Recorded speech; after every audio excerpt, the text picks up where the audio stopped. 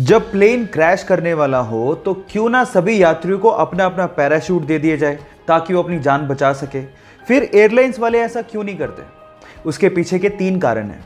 पहला कारण, पैराशूट बहुत ज़्यादा भारी होते हैं जिससे ईंधन की खपत बढ़ जाएगी, और दूसरा, पैराशूट बहुत ज़्यादा महंगे भी आते हैं। दूसरा, पैराशूट को चलाने के लिए इनिशियल ट्रेनिंग की ज़रूरत होती है जो कि ज़रूरी नहीं कि हर यात्री के पास हो। और तीसरा, पैराशूट पहले मैं खोलूंगा मैं कूदूंगा, पहले मैं खोलूंगा मैं कूदूंगा, इस चक्कर में कोई कूद तो नहीं पाएगा लेकिन प्लेन में भसड़ ज़रूर मच जाएगी। सो इन 3 कारणों की वजह से पैराशूट एयरलाइंस प्रोवाइड नहीं करती हैं। ये इंटरेस्टिंग फैक्ट जान के आपको कैसा लगा, चैट सेक्शन में लिखना मत भूलिएगा। गाइस, अक्सर आप लोगों ने ये देखा होगा कि किसी भी असेंबल्ड चीज के छोटे पार्ट से लेके बड़े पार्ट के ऊपर उस कंट्री का नाम लिखा होता है जहां पर वो चीज बनाई गई है, जैसे कि made in India, made in US, made in Korea, ये आपने सुना होगा। लेकिन अगर मैं आपसे सवाल पूछूं कि जो चीजें स्पेस में यूज की जाती हैं या स्पेस प्रोग्राम्स में यूज की जाती हैं, उस पर क्या लिखा होता है? क्या उस पर भी किसी कंट्री का नाम लिखा होता है? अगर आप लोग ये सोचते हैं कि उस पर भी made in US, made in India लिखा होता है तो आप लोग गलत हैं। एक्चुअली जो चीजें स्पेस प्रोग्राम में यूज की जाती हैं उनके ऊपर लिखा होता है made on earth by human. Yes guys, made on earth by human. और ये चीज नासा और बड़ी बड़ी स्पेस एजेंसीज 2005 से इस्तेमाल भी कर रही हैं। ये इंटरेस्टिंग फैक्ट जान के आपको कैसा लगा, चैट सेक्शन में लिखना मत भूलिएगा। मछली जल की रानी है, जीवन उसका पानी है। गाइस, ये लाइनें आप लोगों ने बचपन में जरूर सुनी होंगी और उसको सुन के ये अंदाजा लगा लिया होगा कि मछली बिना पानी के नहीं रह सकती।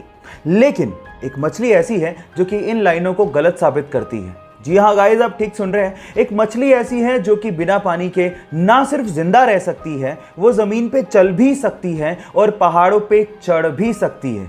ओह माय गॉड, उस मछली का नाम है क्लाइंबिंग गौरामी, जिसको हम लोग क्लाइंबिंग पर्च के नाम से भी जानते हैं। गाइस, ये मछली जमीन पे चल सकती है, बिना पानी के जिंदा रह सकती है, और उसके पीछे का रीजन है इसके गिल्स इस तरह से डेवलप्ड हुए हैं कि ये बाहर ह्यूमन के जैसे सांस ले सकती है, ऑक्सीजन को इनहेल कर सकती है ना ये अमेजिंग फैक्ट? ये फैक्ट जान के आपको कैसा लगा, चैट सेक्शन में लिखना मत भूलिएगा।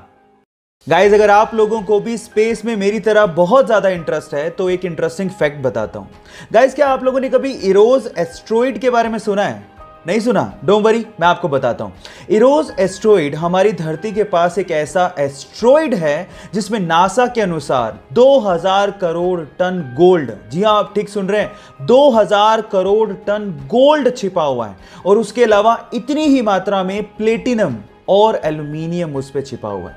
मजे की बात यह है कि 1898 में इसकी डिस्कवरी कर ली गई थी और सन 2000 में नासा ने अपने एक स्पेस शिप का इस पे सॉफ्ट लैंडिंग भी करवाया था, और इन फ्यूचर नासा इस पे माइनिंग की प्लानिंग भी कर रहा है।